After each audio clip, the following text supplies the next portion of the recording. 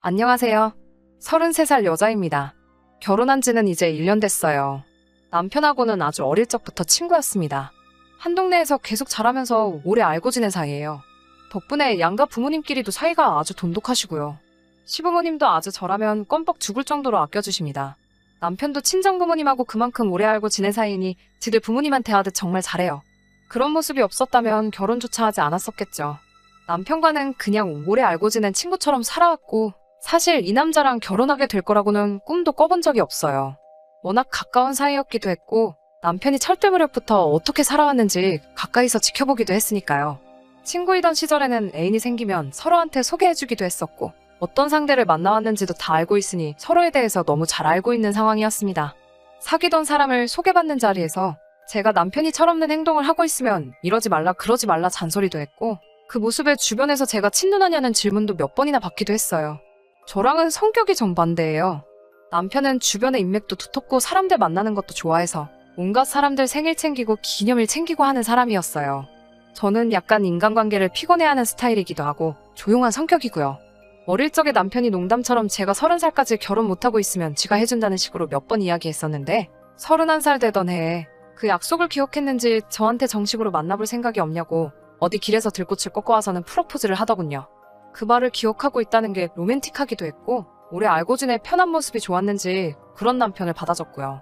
시부모님은 우리가 결혼하기로 했다는 소식을 듣고 쌍수를 반기며 환영해 주셨어요. 저라면 못난 아들 맡길 수 있다고 제발 사람 좀 만들어달라고 부탁하시더라고요. 남편은 결혼할 때 집은커녕 빚까지 있는 몸으로 왔습니다. 시가가 못 사는 편도 아니고 빚은 결혼할 때 다 정리해줘서 문제될 게 없었어요. 양가가 서로 막역한 사이다 보니 신혼집이나 혼수 같은 것들도 별다른 문제 없이 넘어갔습니다. 예단 같은 것도 생략했고 기타 결혼 비용부터 신혼집이나 혼수도 정확히 반반씩 계산해서 했으니 그 과정에서 문제가 생길 일은 없었어요. 어느 날 시부모님이 저에게 그동안 직장생활 하면서 모아둔 돈이 얼마나 되냐고 물어보시더라고요. 제가 모아둔 게 8천만 원 정도 되었는데 어느 날 시어머니가 1억이 든 통장을 저에게 건네주셨어요.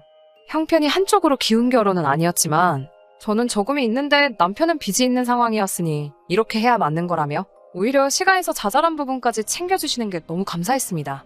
결혼을 하게 되면 그래도 한 집안의 가장이 되기 때문에 정신을 차릴 거라고 막연히 그런 생각을 가졌던 건 저의 불찰인 것 같았습니다. 옆에서 계속 지켜봐온 바 한 직장을 진득하니 오래 다니는 성격이 아니었어요. 1년 정도 일하다가 때려치우고 그 돈으로 한참 뭘 새로 배운다는 핑계를 먹고 놀다가 돈 떨어질 때쯤 다시 직장을 구하고 그런 식의 반복이었습니다. 결혼을 하면 달라질까 생각을 했는데 그 성격은 어디 가질 않더라고요. 결혼하고 나서 몇 달 되지 않아서 남편이 회사를 그만두고 집으로 돌아왔습니다. 당연히 저랑 상의 한마디 없이 결정한 사직이었어요. 누구한테 인터넷으로 돈 버는 사업을 배워왔다고 1년만 있으면 아주 호강을 시켜준다며 호언장담을 하더라고요. 시부모님이 결혼자금으로 주신 돈도 그대로 있고 한동안 남편이 벌이가 없더라도 그나마 다니던 직장에서 월급을 많이 받던 편도 아니었던지라 가게에 큰 타격은 없었습니다. 제가 잘 버는 편이기도 했기 때문에 그래도 스스로 뭔가를 해보겠다는 게 대견해 보여서 허락해줬어요. 그래도 당장 사업을 한다는데 돈 한 푼 없이 시작하게 하는 건 아닌 것 같아 시부모님이 주신 돈에서 1,000만 원을 인출해서 사업자금에 보태라고 남편 계좌로 이체해줬어요. 단 공동으로 관리하던 통장은 제가 관리하기로 했고 남편은 수입이 생길 때까지 제가 한 달에 30만 원씩을 이체해주는 식으로 용돈을 받아 생활하기로 했습니다. 처음 2달은 열심히 하더라고요. 수입은 여전히 빵원에 가까웠지만 그래도 집에 오면 아직도 뭘 해야 한다고 딴짓도 안 하고 열심히 하고 있는 것처럼 보였고 용돈 쓰라고 줬던 돈이며 사업자금으로 준 돈도 단 한 푼도 쓰지 않고 그대로였습니다. 제 눈치를 본다고 집안 청소며 빨래며 이것저것 다 해놓았길래 그 모습도 장하다고 생각했습니다.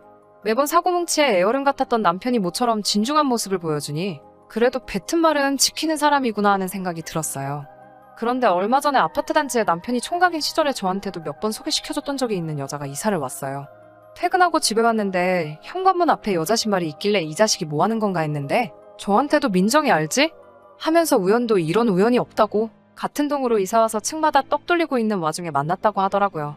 저도 몇 번 만나본 사이라서 서로 아는 사이이기도 하고 사실은 남편이 저랑 결혼하기 전에 이 민정이라는 여자에게 관심이 있기는 했는데 민정이라는 여자는 당시 남편이 무능력하다고 단 한 번도 관심 가져준 적이 없었거든요. 당시에 둘이 연애를 시작하기는커녕 남편이 그렇게 쫓아다니기만 하다가 결국 흐지부지 된 걸로 알고 있어요. 그 뒤로 저도 만난 적은 없기는 하지만 민정씨가 이사 온 이유가 결혼을 해서 왔다는 걸 알게 되었어도 별로 남편이 딴 생각을 하겠다거나 하는 생각도 안 했어요. 시가랑 친정이 근처이기도 하고 제정신이면 대낮부터 동네에서 딴짓하지는 않겠다고 생각했고 남편이 나쁜 마음을 먹었으면 제가 퇴근할 시간 맞춰서 이 여자를 집에 보냈겠지 하는 생각도 들었습니다. 그 뒤로 주말에 남편하고 장 보러 나가서 민정씨네 부부를 만나기도 했는데 남편하고 꼭 달라붙어 있는 모습도 너무 사이가 좋아 보였기 때문에 그런 의심을 한 적은 한 번도 없었어요. 무엇보다 민정씨 남편은 대기업에 다니고 있어서 제 남편과는 비교할 수가 없었거든요. 그러던 어느 날 몸이 조금 감기 기운이 있는 게 이상해서 진료소 들려서 검사를 받고 평소보다 조금 일찍 집에 들어왔는데 집에 아무도 없더라고요. 제가 평소 퇴근하는 시간 1시간 전쯤 되니 남편이 그제서야 집에 들어오더라고요. 어디 다녀왔냐고 물으니 버벅이면서 잠깐 밖에 볼 일이 있어서 나갔다 왔다고 하더라고요. 그러다가 언젠가 혹시나 하는 마음에 남편 계좌 내역을 살펴봤어요. 요 몇 달간 한 푼도 쓰지 않은 돈을 요 근래에는 꽤 많이 썼더라고요. 그렇다고 어디 이상한 데 다녀온 건 아니고 기껏 해봐야 동네 식당이나 카페, 백화점, 푸드코트 같은 데서 사용한 거래 내역만 있더라고요. 평소에 남편이 동네 김밥집은 그렇다 쳐도 카페나 푸드코트 같은 데는 자주 가는 스타일은 아니라서 그날 남편을 불러 어디다가 돈을 쓴 거냐고 물어봤습니다.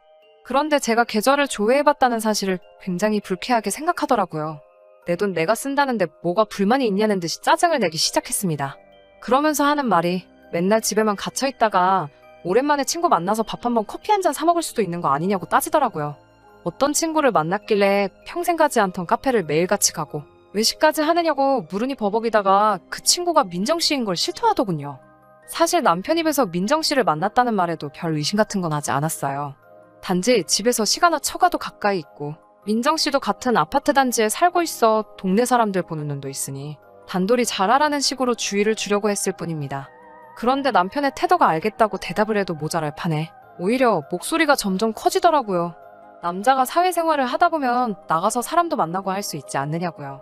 그 말에 어이가 없어서 네가 결혼 전에 좋다고 쫓아다니던 여자가 신혼살림 차려서 이사 왔는데다가 남편이 와이프 없는 동안 그 여자를 만나고 왔는데 이 정도로 넘어가주는 와이프가 세상 천지에 어딨냐고 적반하장도 작작하라는 식으로 되받아쳤어요. 남편이 대번에 그 말을 듣고 너 지금 내가 바람을 피는 거라고 말하고 싶은 거냐고 노발대발 하더군요. 이쁘장하게 생긴 민정씨는 결혼 전에 하던 일이 인터넷 쇼핑몰 모델이기도 했고 지금 자기가 하는 일 관련 업에 종사한 경험이 있으니 정보 좀 얻으려고 만난 거라고 호통을 치더라고요. 그 와중에 민정씨가 남편에게 결혼하고 아저씨 다 됐다고 총각 시절에는 통 크게 쏘고 하더니 아주 좀 생이 아저씨가 됐다나 뭐 이딴 말을 했는가 봅니다. 오히려 저한테 요즘 용돈 30만 원 가지고 군소리 없이 사는 남편이 요즘 세상에 어딨냐고 민정이네 남편도 한 달 용돈을 200만 원을 쓴다더라 하면서 저한테 대려 고마운 줄 알라고 성화했습니다. 자기도 지슴씀이 큰 거 알아서 경제권을 양보했고 자기는 집에서 전업을 하고 있으니 돈 쓸 일도 없고 해서 어림도 없는 용돈 가지고도 저한테 불만 한번 말한 적이 없었는데 사업자 커피 몇 잔 마신 걸 가지고 그렇게 무안을 주느냐면서요. 듣다 보니까 어이가 없어서 적반하장으로 씨부리고 있는 신랑 주둥이를 더 이상 한마디도 못하게 움켜쥐고 엄동설 안에 내쫓기기 싫으면 그만 좀 떠들라고 한마디 했죠. 지금 네 입으로 들어가는 거며 밖에 나가서 웬 어디서 굴러먹다 온지도 모르는 여자랑 들이킨 커피며 지금 입고 있는 옷, 핸드폰비에 보험비, 아파트 대출금까지 지금 누가 벌어서 내고 있는 거냐고 한마디 했죠. 너가 집에서 사업하기로 했다고 해서 믿고 기다려주고 있는 거지. 네가 지금 민정씨 남편 반만큼만이라도 벌어와 보라고 나라고 네 용돈 더 주고 싶지 않겠냐고 한마디 했습니다. 그 말에 할 말이 없었는지 입이 대빨 튀어나와가지고는 방문 쾅 닫고 들어가 버렸어요. 한참 있다가 나와서는 자기가 집안일을 하고 있는 걸 하나하나 적어놓은 종이를 저한테 들이밀더군요. 자기는 전업주부를 겸하고 있는 사업가고 적어놓은 종이는 자기가 집안일 하는 걸 자기 가사노동력을 최저시급으로 환산한 거라고 말하더니 한 달에 150만 원은 자기 월급으로 받아야겠다 하는 거 아니겠어요? 어디 가사도우미 숙식으로 들어가도 다 해주는 거 아니냐면서 자기도 이제 집안일을 하는 만큼 월급을 받아야겠으니 막무가내로 돈을 내놓으라는 식으로 나오더군요. 너는 나랑 결혼을 해서 부부가 된 거지. 이 집에 가사도우미로 취직을 한 거냐고 따져묻는 말에도 남편은 끝까지 나도 사회생활하면서 돈 쓸 곳이 많으니 자기는 무조건 이 월급을 받아야겠다고 하더군요. 용돈 준 거 민정씨랑 밥 처먹고 커피 마시는데 써놓고 돈이 필요하다는 식으로 계속 짓거려대니 저도 듣다 열받아서 참을 수가 없더라고요. 그 돈 어디다 쓰려고 하는지 뻔히 보이는 마당에 참을 수가 없어서 남편 귀를 잡아서 밖으로 질질 끌고 민정씨네 집 앞으로 쳐들어갔어요. 문을 부서져라 두드리니 민정씨랑 퇴근한 민정씨 남편이 놀라서 토끼 눈을 뜨고 무슨 일인가 밖으로 나오더군요. 민정씨 앞에서 대놓고 무안을 줬어요.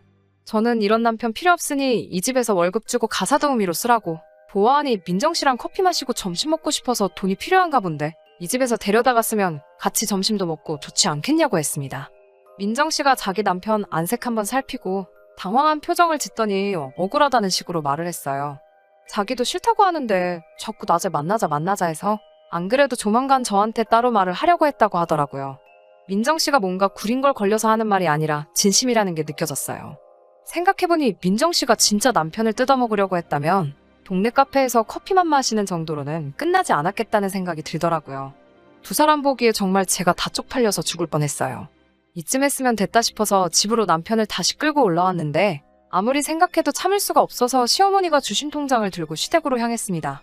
시부모님 앞에서 여태 있던 일 전부 설명드리고 이 돈은 아무래도 그냥 뒀다가는 남편이 홀랑 날려먹을 것 같으니 시어머니께서 다시 관리하시는 게 맞겠다고 하고 돌려드렸어요.